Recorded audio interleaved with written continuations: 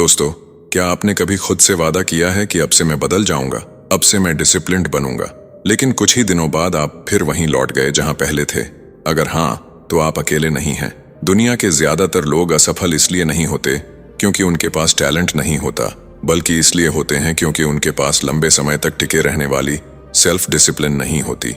सोचिए, अगर आप अपनी इच्छाओं पर नियंत्रण करना सीख जाएं, अपने गोल्स पर लगातार काम करना सीख जाएं और मोटिवेशन के गायब हो जाने के बाद भी आगे बढ़ते रहें, तो आपकी जिंदगी 1 साल बाद कैसी दिखेगी? शायद आपका शरीर बेहतर होगा, आपका करियर आगे बढ़ चुका होगा, आपकी इनकम बढ़ चुकी होगी और सबसे बड़ी बात, आपको खुद पर गर्व होगा। लेकिन सवाल है, ऐसी डिसिप्लिन पैदा कैसे की जाए जो कुछ दिनों की नहीं बल्कि पूरी जिंदगी साथ निभाए? इसी सवाल का जवाब इस वीडियो में मिलने वाला है। आप जानेंगे 7 ऐसे प्रूवन प्रिंसिपल्स जो आपको एक डिसिप्लिन्ड माइंडसेट बनाने में मदद करेंगे, बड़े गोल्स को छोटे एक्शंस में बदलना सिखाएंगे, इमोशंस पर कंट्रोल करना सिखाएंगे, फेलियर्स से वापस उठना सिखाएंगे और आपको उस इंसान में बदल देंगे जो अपने वादों को निभाता है। इसलिए इस वीडियो को आखिर तक जरूर देखिए, क्योंकि हो सकता है कि इनमें से सिर्फ एक आइडिया आपकी पूरी जिंदगी की दिशा बदल दे। अगर आप ऐसी ही पावरफुल बुक समरीज और लाइफ चेंजिंग नॉलेज पसंद करते हैं तो अभी वीडियो को लाइक कीजिए, कमेंट में लिखिए आई चूज डिसिप्लिन और बुकपीडिया को सब्सक्राइब कर लीजिए ताकि आपकी सक्सेस जर्नी का अगला कदम आप कभी मिस ना करें। अब शुरू करते हैं सेल्फ डिसिप्लिन की उस यात्रा को जो ऑर्डिनरी लोगों को एक्स्ट्रा ऑर्डिनरी बनाती है। Chapter 1, create a vision that guides your daily actions. कल्पना कीजिए कि आप एक विशाल समुद्र के बीचों बीच एक जहाज में बैठे हैं। आपके पास ताकतवर इंजन है, पर्याप्त ईंधन है और आगे बढ़ने की पूरी क्षमता भी है, लेकिन एक चीज नहीं है, दिशा। बिना दिशा के सबसे शक्तिशाली जहाज भी भटक जाता है। ठीक यही बात इंसानी जीवन पर भी लागू होती है। ज्यादातर लोग अनुशासन की कमी से नहीं हारते, बल्कि इसीलिए हारते हैं क्योंकि उन्हें पता ही नहीं होता कि वे वास्तव में कहां जाना चाहते हैं। वे हर दिन मेहनत तो करते हैं, लेकिन उनकी मेहनत किसी स्पष्ट मंजिल की तरफ नहीं बढ़ रही होती। लंबे समय तक टिकने वाली सेल्फ डिसिप्लिन की शुरुआत किसी हैबिट, रूटीन या मोटिवेशन से नहीं होती। इसकी शुरुआत एक पावरफुल विजन से होती है। विजन वह तस्वीर है जो आप अपने भविष्य के लिए अपने मन में बनाते हैं।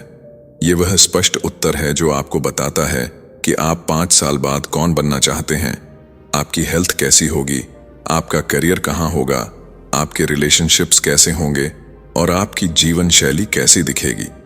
जब यह तस्वीर धुंधली होती है तब निर्णय भी धुंधले हो जाते हैं, लेकिन जब यह तस्वीर स्पष्ट होती है तब हर निर्णय आसान हो जाता है।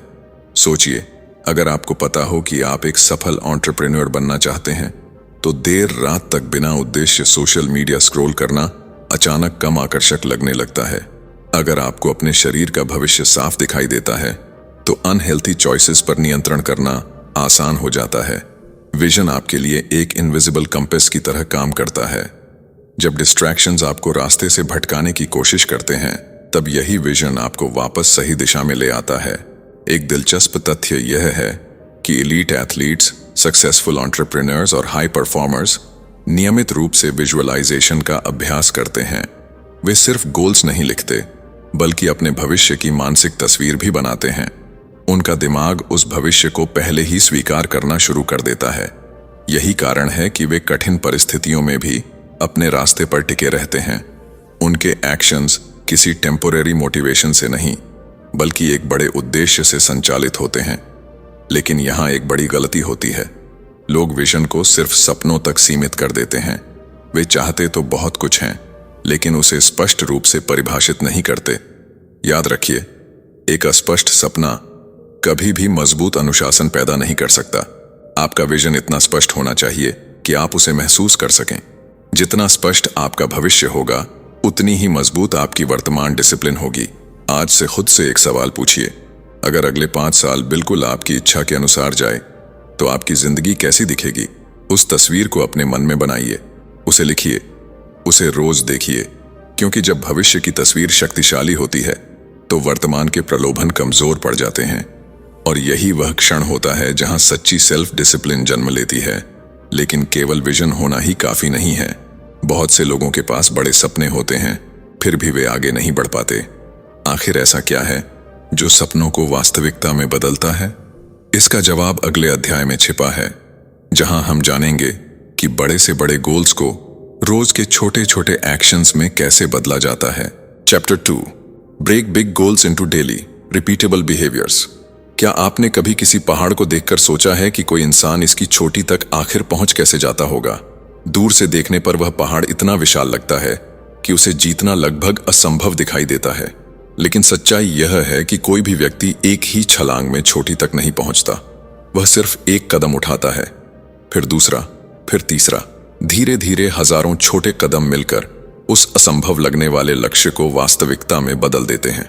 जीवन के बड़े गोल्स भी बिल्कुल ऐसे ही होते हैं। समस्या यह नहीं है कि हमारे सपने बड़े हैं, समस्या यह है कि हम उन्हें इतना बड़ा बना देते हैं कि हमारा दिमाग उन्हें देखकर ही डर जाता है। यही कारण है कि बहुत से लोग नए साल पर बड़े बड़े रेजोल्यूशंस बनाते हैं, लेकिन कुछ ही हफ्तों में हार मान लेते हैं। वे कहते हैं कि उन्हें 20 किलो वजन कम करना है, करोड़पति बनना है, नई स्किल सीखनी है या अपना बिजनेस शुरू करना है, लेकिन उनका दिमाग इन विशाल लक्ष्यों को देखकर ओवरवेल्म्ड हो जाता है। उसे समझ नहीं आता कि शुरुआत कहां से की जाए, और जब शुरुआत स्पष्ट नहीं होती तो प्रोक्रास्टिनेशन जन्म लेता है। सेल्फ डिसिप्लिन का असली रहस्य गोल्स में नहीं बल्कि बिहेवियर्स में छिपा होता है। सफल लोग अपने लक्ष्य पर नहीं बल्कि उन दैनिक एक्शंस पर ध्यान देते हैं जो उन्हें लक्ष्य तक पहुंचाते हैं। अगर आपका गोल एक किताब लिखना है तो आपका डेली बिहेवियर सिर्फ 500 शब्द लिखना हो सकता है।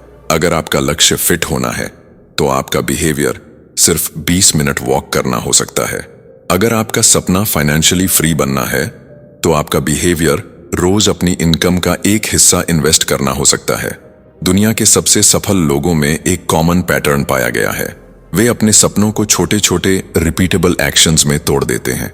वे परफेक्शन की तलाश नहीं करते, वे कंसिस्टेंसी की तलाश करते हैं, क्योंकि उन्हें पता है कि छोटे एक्शंस कंपाउंड इंटरेस्ट की तरह काम करते हैं।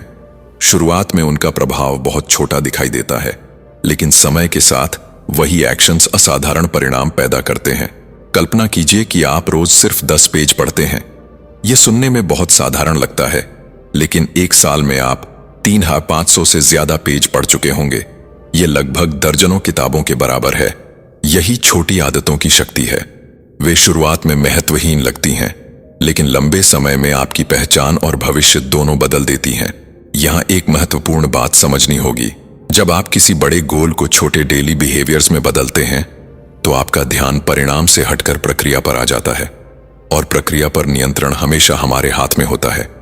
हम यह नियंत्रित नहीं कर सकते कि सफलता कब मिलेगी, लेकिन हम यह नियंत्रित कर सकते हैं कि आज हमने अपना काम किया या नहीं। याद रखिए, डिसिप्लिन का मतलब हर दिन असाधारण काम करना नहीं है। डिसिप्लिन का मतलब है साधारण कामों को असाधारण निरंतरता के साथ करना। यही छोटे एक्शंस धीरे धीरे आपकी जिंदगी की दिशा बदल देते हैं। लेकिन एक और समस्या है, बहुत से लोग हैबिट्स शुरू तो कर देते हैं, लेकिन कुछ समय बाद मोटिवेशन खत्म होते ही सब कुछ टूट जाता है। आखिर ऐसा क्यों होता है? इसका जवाब अगले अध्याय में छिपा है, जहां हम जानेंगे कि ऐसे सिस्टम्स कैसे बनाए जाएं जो मोटिवेशन खत्म होने के बाद भी आपको सही रास्ते पर बनाए रखें। Chapter 3, build systems that support discipline. एक चौंकाने वाली सच्चाई है, दुनिया के सबसे डिसिप्लिन्ड लोग हमेशा सबसे मोटिवेटेड लोग नहीं होते। वास्तव में कई बार वे भी थकते हैं, उनका भी मन नहीं करता, उन्हें भी डिस्ट्रैक्शंस आकर्षित करते हैं, फिर भी वे लगातार आगे बढ़ते रहते हैं। क्यों? क्योंकि उन्होंने अपनी सफलता को मोटिवेशन के भरोसे नहीं छोड़ा होता। उन्होंने ऐसे सिस्टम्स बनाए होते हैं जो उन्हें तब भी सही दिशा में धकेलते हैं जब उनका मन साथ नहीं दे रहा होता। यही वह अंतर है जो सपने देखने वालों और सपनों को पूरा करने वालों के बीच मौजूद होता है। अधिकांश लोग सोचते हैं कि डिसिप्लिन का मतलब है हर दिन खुद को मजबूर करना, लेकिन सच्चाई इसके बिल्कुल विपरीत है। अगर आपको हर दिन खुद से लड़ना पड़ रहा है तो समस्या आपकी इच्छा शक्ति में नहीं बल्कि आपके सिस्टम में है। सोचिए, अगर आपके कमरे में हर समय जंक फूड रखा हो तो हेल्थी खाना कठिन हो जाएगा। अगर आपका फोन हर 5 मिनट में नोटिफिकेशंस भेज रहा हो तो फोकस बनाए रखना मुश्किल होगा। अगर आपका दिन बिना किसी योजना के शुरू होता हो तो समय बर्बाद होना लगभग तय है। इसलिए डिसिप्लिन सिर्फ मानसिक शक्ति का खेल नहीं है, यह एनवायरनमेंट डिजाइन का भी खेल है। दुनिया की कई बड़ी कंपनियां और एलीट परफॉर्मर सिस्टम्स पर भरोसा करते हैं, मोटिवेशन पर नहीं। एक पायलट उड़ान भरने से पहले चेकलिस्ट का उपयोग करता है, एक सर्जन ऑपरेशन से पहले निश्चित प्रक्रिया का पालन करता है। वे अपनी सफलता को याददाश्त या मूड पर नहीं छोड़ते, वे सिस्टम्स बनाते हैं ताकि गलतियों की संभावना कम हो जाए। यही सिद्धांत आपके जीवन पर भी लागू होता है। मान लीजिए आपका लक्ष्य रोज पढ़ने की आदत बनाना है। अगर किताब अलमारी के किसी कोने में बंद पड़ी है तो पढ़ना कठिन होगा, लेकिन अगर वही किताब आपके बिस्तर के पास रखी हो तो पढ़ने की संभावना कई गुना बढ़ जाती है। अगर आपका लक्ष्य सुबह एक्सरसाइज करना है तो रात में ही अपने शूज और वर्कआउट क्लोथ्स तैयार रखिए। जब सही काम आसान हो जाता है तब डिसिप्लिन स्वाभाविक बनने लगता है। एक और महत्वपूर्ण सिस्टम है टाइम ब्लॉकिंग। सफल लोग अपने महत्वपूर्ण कामों के लिए समय पहले से निर्धारित कर लेते हैं। वे यह तय नहीं करते कि अगर समय मिला तो काम करेंगे, वे तय करते हैं कि किस समय कौन सा काम होगा। इससे निर्णय लेने की थकान कम हो जाती है और प्रोडक्टिविटी बढ़ जाती है, क्योंकि हर बार निर्णय लेना भी ऊर्जा खर्च करता है। याद रखिए, सिस्टम्स आपका सुरक्षा कवच होते हैं। मोटिवेशन एक भावना है और भावनाएं बदलती रहती हैं। कुछ दिन आप ऊर्जा से भरे होंगे, कुछ दिन बिल्कुल नहीं, लेकिन एक मजबूत सिस्टम दोनों परिस्थितियों में काम करता है। यही कारण है कि लंबे समय तक सफल रहने वाले लोग हैबिट से ज्यादा सिस्टम्स पर ध्यान देते हैं। अब अपने जीवन को देखिए, क्या आपकी डेली रूटीन आपको सफलता की तरफ धकेल रही है या डिस्ट्रैक्शंस की तरफ? क्या आपका एनवायरनमेंट आपके गोल्स का समर्थन कर रहा है या उन्हें कमजोर कर रहा है? क्योंकि अंत में हम अपने इंटेंशंस का नहीं बल्कि अपने सिस्टम्स का परिणाम बनते हैं। लेकिन यहाँ एक और रहस्य छिपा है। सबसे मजबूत सिस्टम्स भी तब तक प्रभावी नहीं होते जब तक आप उन्हें लगातार फॉलो न करें। कई लोग बेहतरीन प्लान बनाते हैं, परफेक्ट रूटीन बनाते हैं, लेकिन कुछ दिनों बाद रुक जाते हैं। आखिर वह कौन सी शक्ति है जो किसी व्यक्ति को लंबे समय तक चलते रहने की क्षमता देती है? इसका जवाब अगले अध्याय में मिलेगा, जहां हम जानेंगे कि इंटेंसिटी से ज्यादा कंसिस्टेंसी क्यों महत्वपूर्ण है। Chapter 4, practice consistency over intensity. सच्चाई कभी कभी बहुत असुविधाजनक होती है। लोग अक्सर यह मानते हैं कि सफलता उन लोगों को मिलती है जो सबसे ज्यादा मेहनत करते हैं, सबसे लंबे घंटे काम करते हैं या एक ही दिन में असाधारण परिणाम पैदा कर देते हैं। लेकिन अगर हम इतिहास, व्यवसाय, खेल और व्यक्तिगत विकास की दुनिया को ध्यान से देखें तो एक अलग तस्वीर सामने आती है। सफलता अक्सर उन लोगों को मिलती है जो लंबे समय तक टिके रहते हैं, जो धीरे चलते हैं लेकिन रुकते नहीं, जो हर दिन थोड़ा थोड़ा आगे बढ़ते हैं भले ही दुनिया को उनका प्रयास दिखाई न दे। यही कंसिस्टेंसी की शक्ति है। कल्पना कीजिए 2 लोगों की। पहला व्यक्ति एक दिन में 10 घंटे पढ़ता है, फिर अगले 10 दिनों तक कुछ नहीं करता। दूसरा व्यक्ति हर दिन सिर्फ 1 घंटा पढ़ता है, लेकिन बिना रुके महीनों तक ऐसा करता रहता है।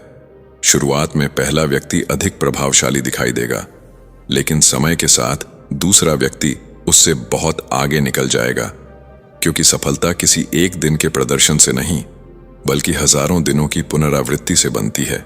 यही कारण है कि इंटेंसिटी अक्सर लोगों को धोखा देती है। जब मोटिवेशन बहुत ऊंचा होता है तब लोग अचानक बड़े बदलाव करने की कोशिश करते हैं। वे एक ही दिन में अपनी पूरी जिंदगी बदल देना चाहते हैं। सुबह 5 बजे उठना, 2 घंटे वर्कआउट करना, कई किताबें पढ़ना, नई स्किल्स सीखना और दर्जनों हैबिट्स एक साथ शुरू करना। कुछ दिन तक सब कुछ अच्छा चलता है, लेकिन फिर थकान आती है, मानसिक ऊर्जा कम होने लगती है और धीरे धीरे पूरा सिस्टम टूट जाता है। समस्या यह नहीं थी कि उनका लक्ष्य गलत था, समस्या यह थी कि उन्होंने कंसिस्टेंसी के बजाय इंटेंसिटी को चुना। दुनिया के कई महान कलाकारों, लेखकों और उद्यमियों का अध्ययन करने पर एक दिलचस्प बात सामने आती है। उन्होंने अपनी सफलता किसी एक बड़े प्रयास से नहीं बनाई, उन्होंने छोटी लेकिन नियमित प्रगति से अपनी पहचान बनाई। प्रसिद्ध लेखक रोज लिखते थे, चाहे प्रेरणा हो या न हो। महान खिलाड़ी रोज अभ्यास करते थे, चाहे उनका मन करे या न करे। उन्होंने यह समझ लिया था कि एक्स्ट्रॉर्डिनरी रिजल्ट्स ऑर्डिनरी एक्शंस की रिपीटेड एग्जीक्यूशन से पैदा होते हैं। यहां एक महत्वपूर्ण मनोवैज्ञानिक तथ्य भी है। हमारा मस्तिष्क स्थिरता को पसंद करता है। जब आप कोई काम लगातार करते हैं तो धीरे धीरे वह आपकी पहचान का हिस्सा बनने लगता है। लेकिन जब आप बार बार शुरू करते हैं और छोड़ देते हैं तो आपका दिमाग यह मानने लगता है कि आप ऐसे व्यक्ति हैं जो चीजें पूरी नहीं करते। इसलिए कंसिस्टेंसी सिर्फ परिणाम नहीं बनाती, यह आपकी सेल्फ इमेज भी बनाती है।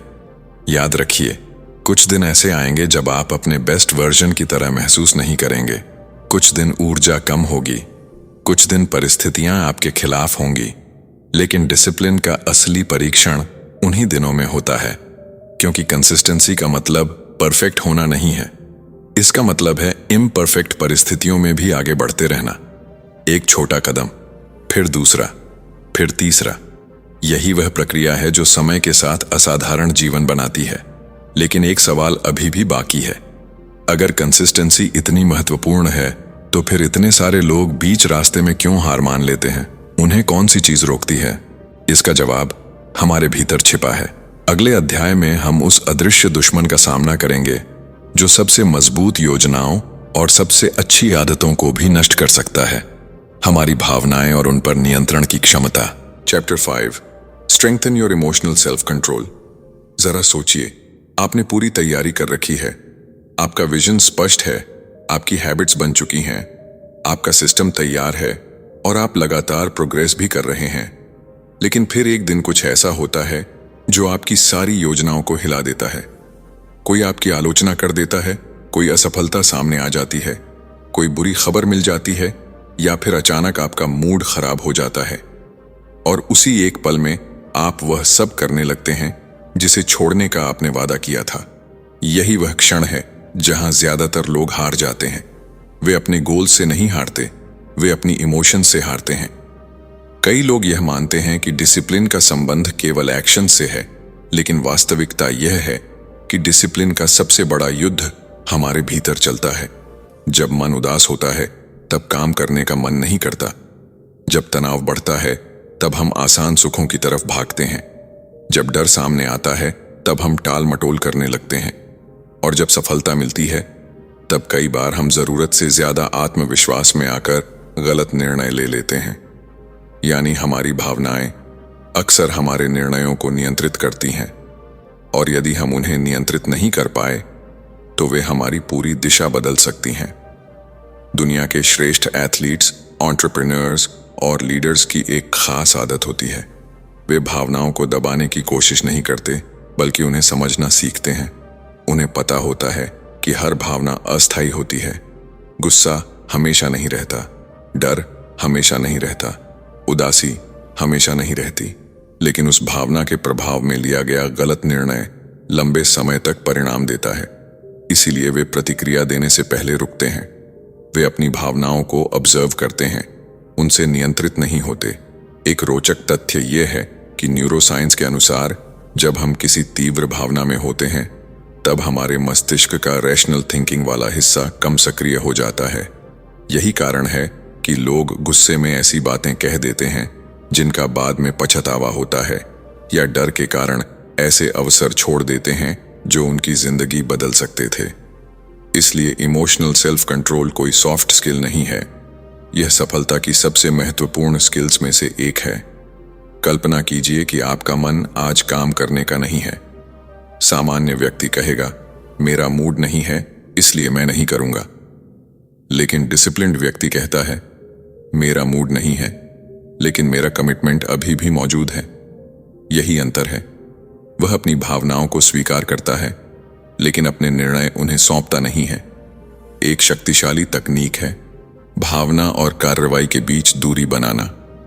जब भी कोई नकारात्मक भावना आए, तुरंत प्रतिक्रिया देने के बजाय खुद से पूछिए, क्या यह भावना मेरे भविष्य के लिए सही निर्णय लेने में मदद कर रही है? सिर्फ यह एक सवाल कई गलत फैसलों को रोक सकता है, क्योंकि उस क्षण में आप इमोशन से बाहर निकलकर अवेयरनेस की स्थिति में आ जाते हैं। याद रखिए, जीवन में सबसे कठिन लड़ाइयां बाहरी नहीं होती, वे भीतर होती हैं। और जो व्यक्ति अपने मन के तूफानों को संभालना सीख जाता है, उसे बाहरी परिस्थितियां आसानी से नहीं तोड़ पाती।